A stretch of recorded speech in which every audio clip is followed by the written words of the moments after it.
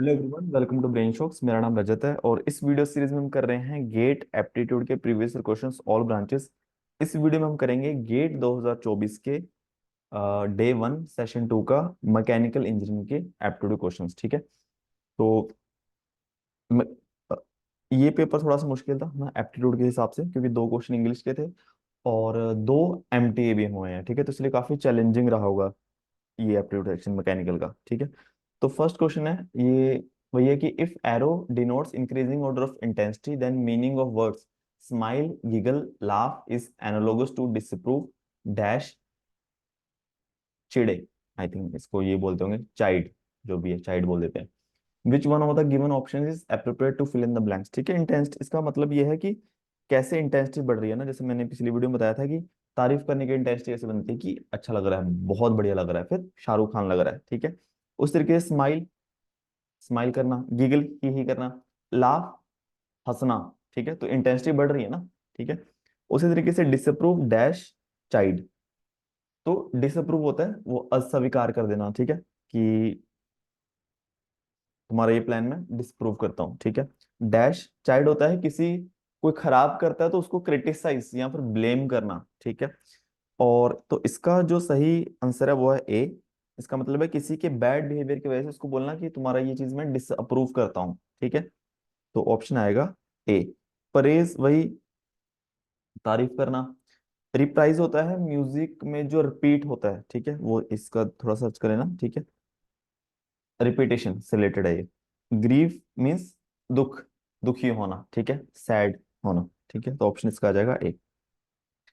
Next question है, ये तो काफी आसान है। Find the odd one out of the set 19, 37, 21, 17, 23, 29, 31, 11। तो इसमें बस यही है, बाकी सारे प्राइम है, 21 प्राइम नहीं है बस। ठीक है, तो ये बहुत आसान था।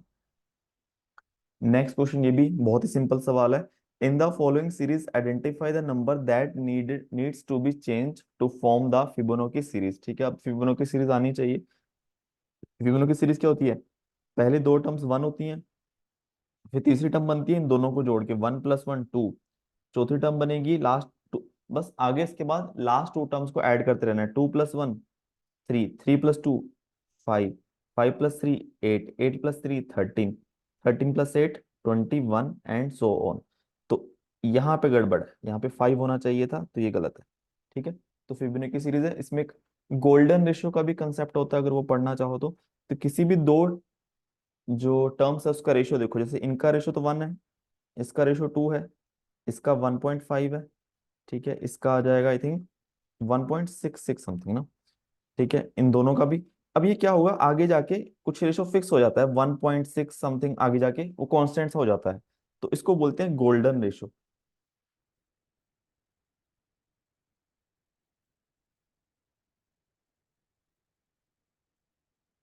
ठीक है, तो इसके बारे में पढ़ सकते हो अगर पढ़ना है तो।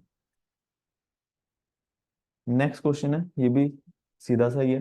The real variables x y z and the real constants p q r satisfy this equation x y p q minus r square is equal to y by q are minus P square is equal to z upon r P minus q r square, q square. Given the denominators are non zero, value p x plus q y plus r z is. ठीक है, तो basically हम क्या कर सकते हैं, इसको अगर इक्वल रखें के किसी कांस्टेंट के। ठीक है, या फिर पी क्यू आर की अगर वैल्यू भी रखनी है वो भी रख सकते हो। तो एक्स की वैल्यू जो आएगी के पी क्यू, चलो के बाहर ही रख देते हैं,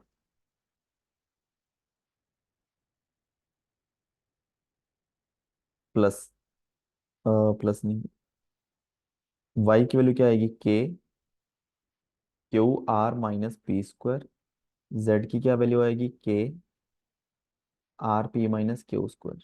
ठीक है, तो एक्स वाई जेड की वैल्यू हम पुट कर देते हैं, जिसकी वैल्यू हमें फाइंड करनी है। P x plus q y plus r z. यहाँ एक्स की वैल्यू पुट करूंगा तो पी के p q minus r square plus Q K Q R minus P square plus R K R P minus Q square. ठीक है, इसकी value find करनी है। के मैं कॉमन निकाल लेता हूँ, और बाकी मल्टीप्लाई कर देता हूँ। देखो पी मल्टीप्लाई होगा तो p square q minus p r square, ठीक है, प्लस क्यू मल्टीप्लाई हुआ तो q square r minus P square q, plus p r square minus Q square r. ठीक है, अभी देखो कैंसिल हो रहा होगा, p square q positive, p square q negative का है, minus p r square plus p r square plus q r square minus Q square r, sorry, तो ये जीरो ही हो जाएगा। ठीक है, ऑप्शन आ जाएगा ए। ठीक है, तो ये भी ठीक ठाक क्वेश्चन था, बनाने लायक था। नेक्स्ट क्वेश्चन है, two long dice rectangular parallelepiped each having four rectangular faces labeled as 2, 3, 5 and 7. If thrown, the long dice cannot land on square faces and has 1 by 4 probability of landing on any of the four rectangular faces. The label on the top face of the dice is the score of the throw.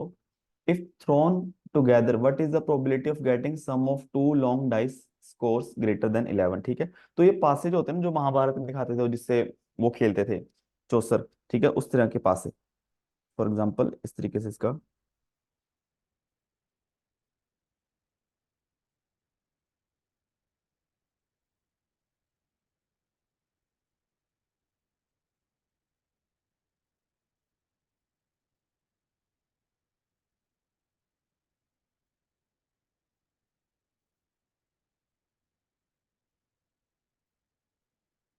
ठीक है, ऐसा कुछ होगा। अब ये ऐसे ही गिरेगा, ये फेस ऊपर नहीं आएगा, ठीक है, ये चार जो फेस हम वहीं ऊपर आ सकते हैं। तो एक फेस पे सपोज करो ऊपर वाले पे 2 लिखा हुआ है, उधर 3, नीचे 5 और आगे 7, इस तरीके से ऐसे दो हैं। ठीक है, अब दोनों को थ्रो करेंगे, ठीक है, तो चार, एक पे 2, 3, 5, 7 आ सकता है, दूसरे पे भी। तो टोटल केस जो बनेंगे 4 × 4 16 केस बनेंगे। ठीक है, जैसे जो नॉर्मल डाइस होता है 6 × 6 36 केस होते हैं, इसमें 4 × 4 16 केसेस, जैसे कि 2 2। ठीक है, ये जरूरत नहीं है बनाने की, बट फिर भी बना सकते हो।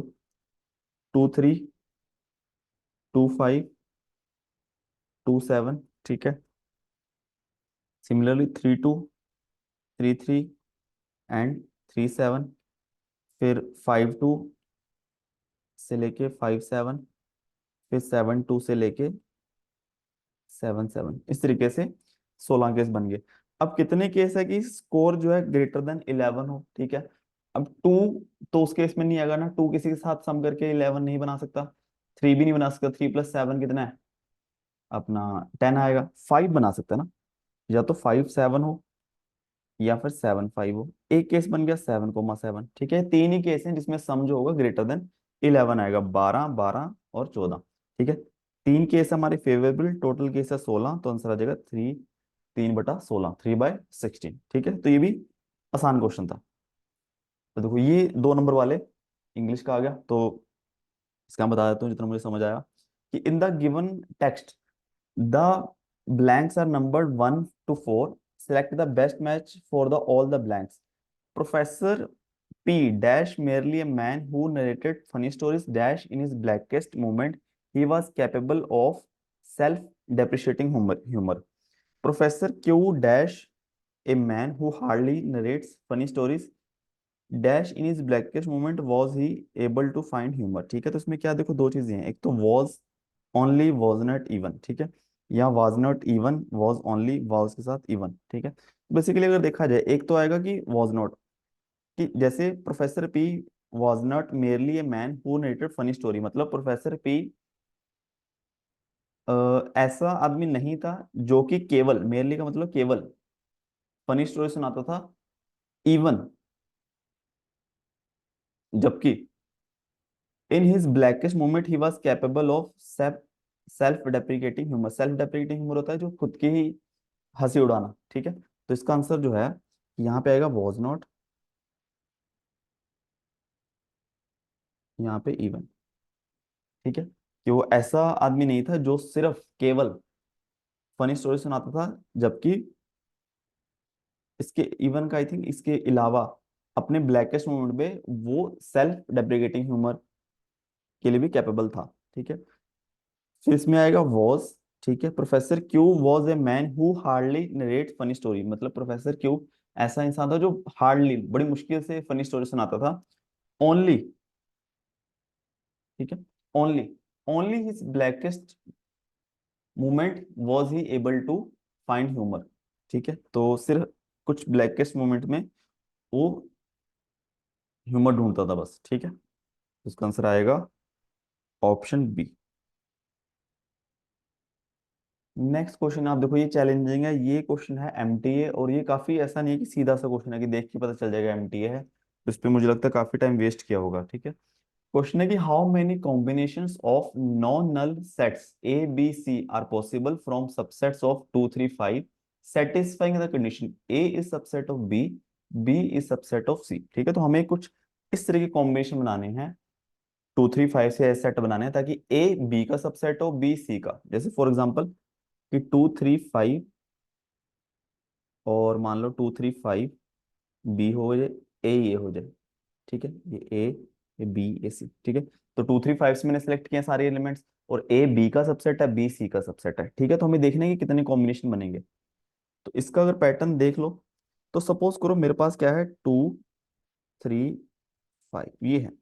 अब इससे मुझे इसके सबसेट कितने बन सकते हैं, किसी भी एक सेट में एलिमेंट है 2 की पावर 3 यानी कि 8 बन सकते हैं।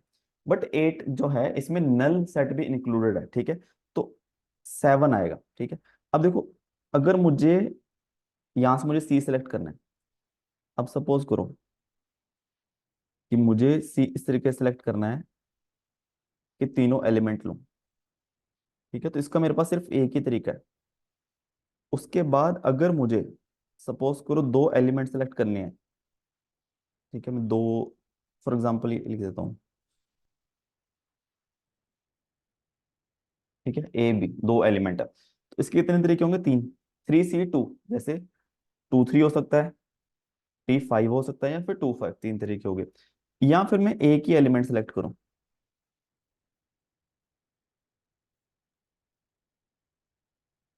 ठीक है, इसके भी तीन तरीके हो गए, या तो 2 होगा, या 3 होगा, या 5 होगा।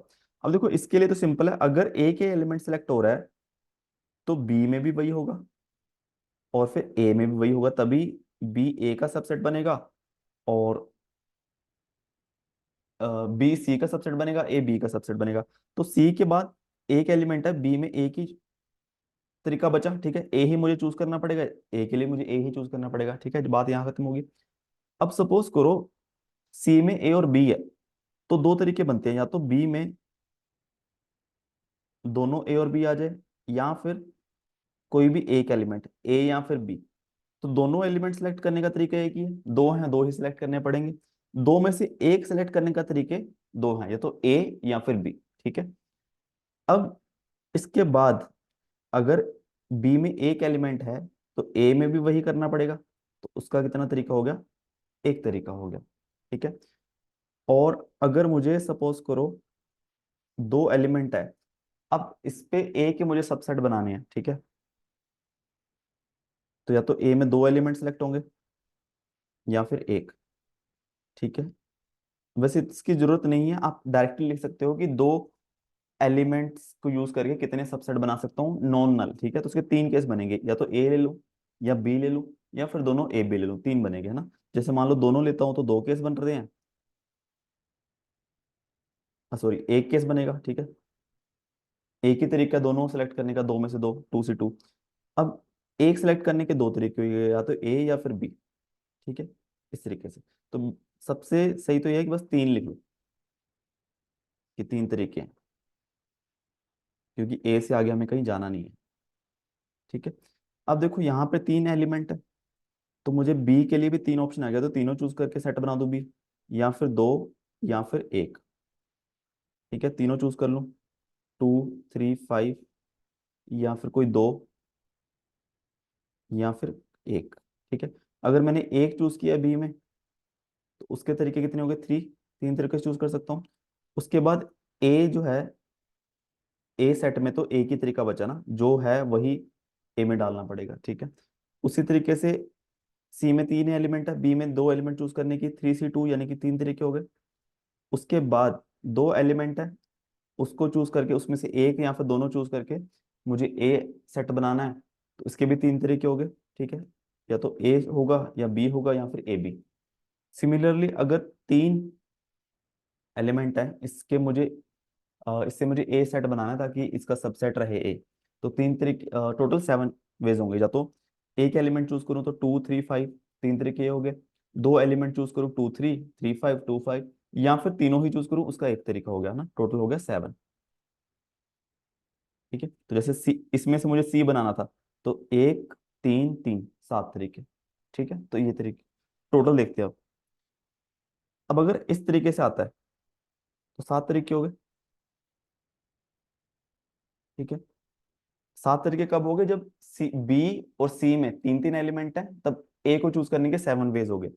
फिर ये, अगर सी में तीन एलिमेंट है, बी में तीन है, तो ए को चूज करने के तीन तरीके हो गए, तो 3 × 3 9 हो गया ये। 9 केस ऐसे बनेंगे। सिमिलरली 1 3 1, तीन केस तब बनेंगे जब सी में तीन एलिमेंट है, बी और ए में एक एक है। इसमें क्या आएगा, 3 1 3, 3 × 3 9। ठीक है, इसमें आएगा 3 × 2 6। ये तीन केस हैं, 3 × 1 × 1। टोटल कितना हो जाएगा, 7 9 16 +3 19, 19 + 9 27। नहीं, 16, एक मिनट,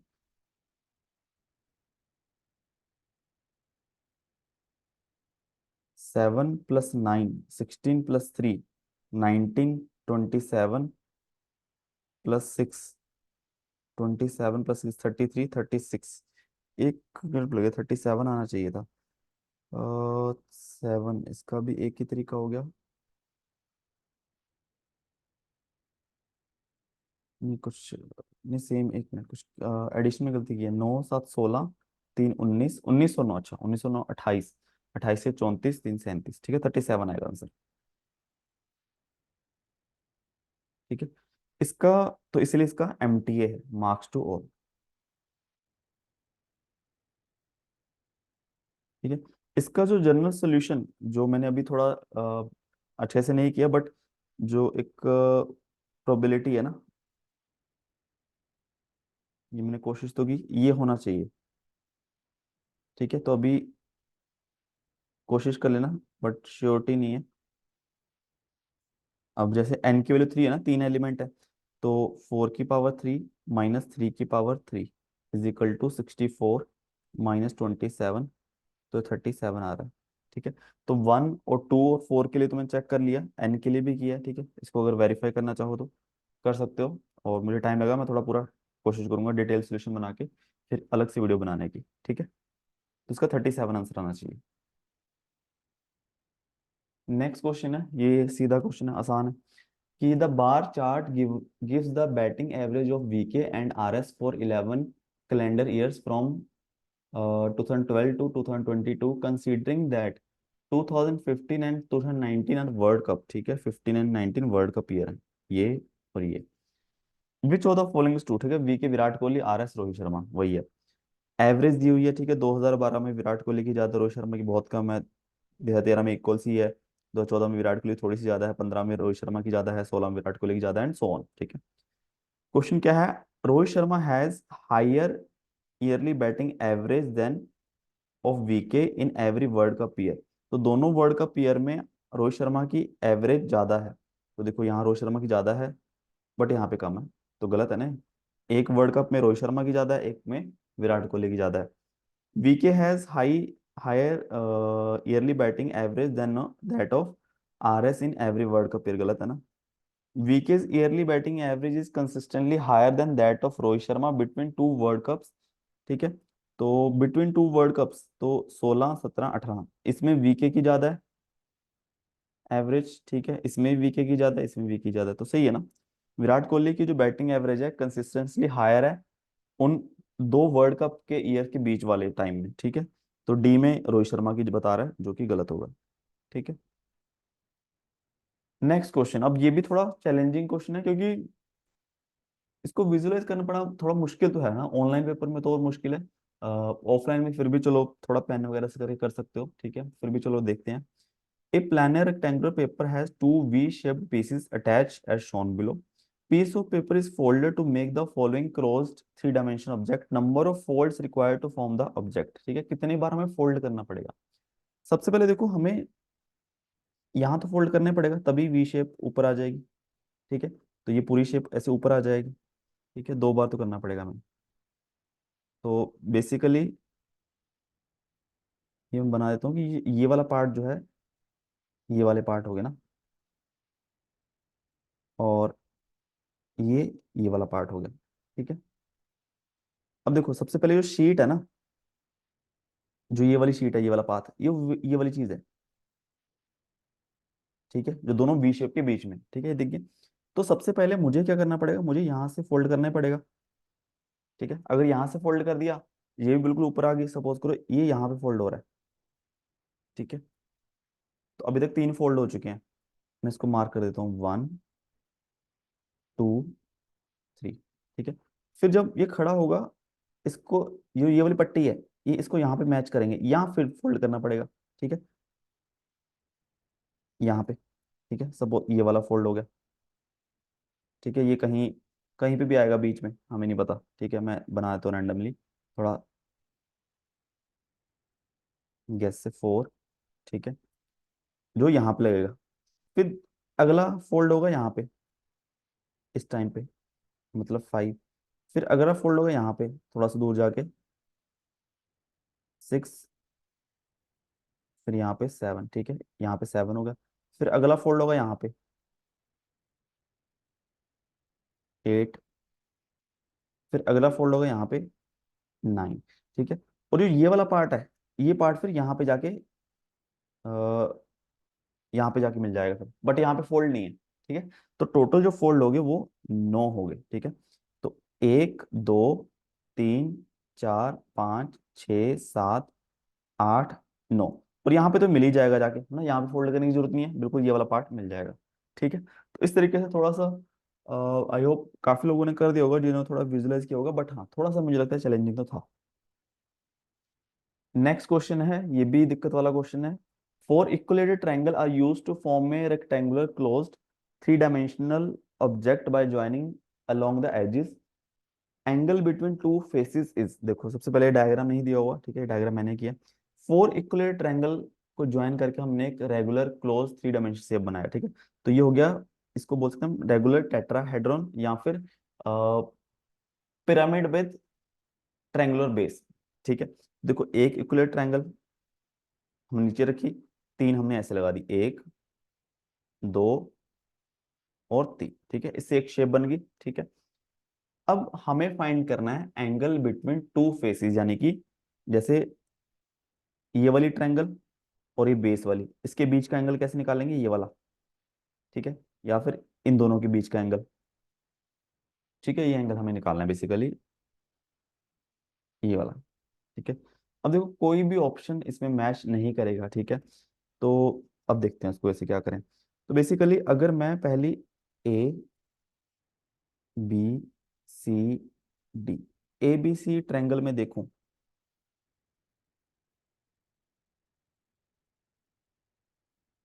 तो डी क्या हो गया,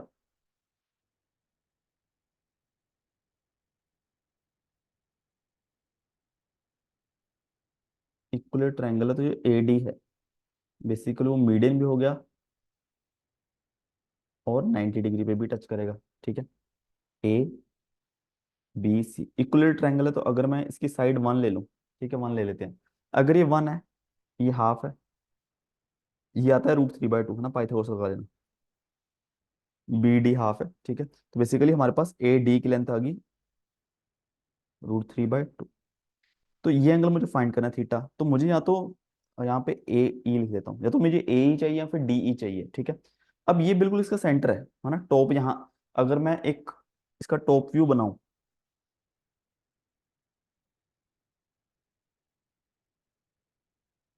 ठीक है, अब top view B C D E, चलो यहाँ पे मैं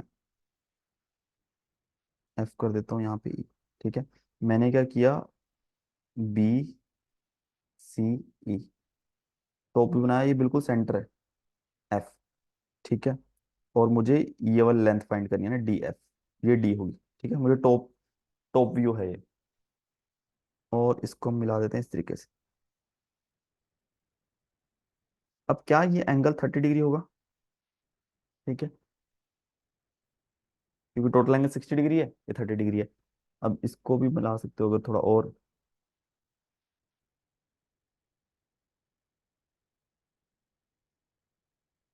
मतलब ये सारे इस सारे मीडियन इस पे मिलेंगे।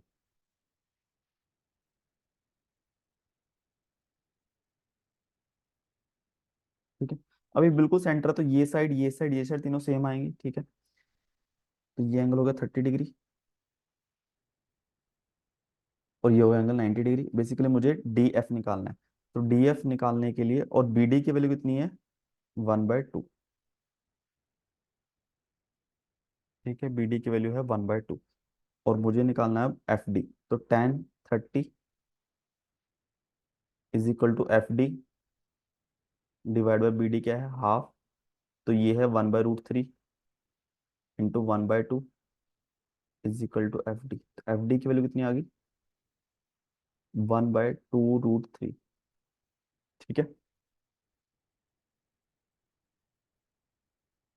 और मुझे क्या चाहिए? ये वाला थीटा। तो इस ट्रायंगल में ए डी एफ, ठीक है, ये एंगल 90 डिग्री है। तो टेन टेन थीटा जो आएगा, टेन थीटा नहीं, सॉरी, इसमें हमें बनाना पड़ेगा। टेन थीटा के लिए मुझे ए एफ निकालना पड़ेगा। तो डायरेक्टली मैं कर सकता हूँ कि कोस थीटा, कोस थीटा आएगा D F divided by A D. ठीक है, तो कोस थीटा जो आएगा, डी एफ की वैल्यू है 1/2√3, ए डी की वैल्यू है √3/2। तो बेसिकली आ जाएगा 1/2√3 इंटू 2/√3। तो कैंसिल हो जाएगा। कोस थीटा जो आ जाएगा 1/3 आएगा। थीटा जो आएगा कोस इनवर्स 1/3। ठीक है, तो ये आएगा आंसर। इसमें से कोई भी आंसर मैच नहीं कर रहा। और इसकी वैल्यू जो आएगी,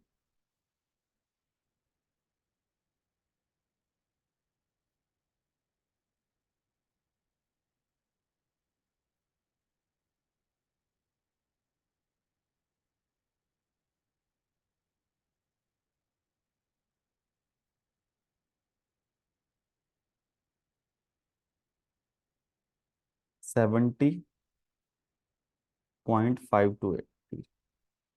ठीक है, तो इसलिए कोई आंसर मैच नहीं कर रहा है।